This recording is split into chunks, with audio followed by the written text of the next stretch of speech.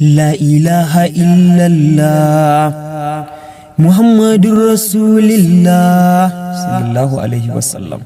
La ilaha illallah Muhammadur Rasulullah alaihi salatu wassalam.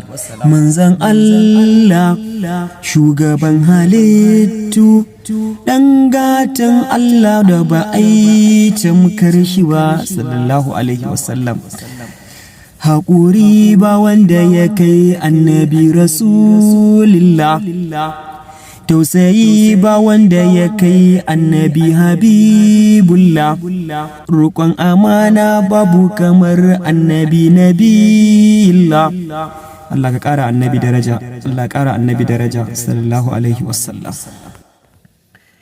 Haɗuwa da Allah ya zama dole yan uwana, mun tsaya mu yau addini da kyau domin kanmu muke yiwa. Bismillah ya sarki Allah mai dare mai rana, kai kake da ikon yin komai mamallakin raina.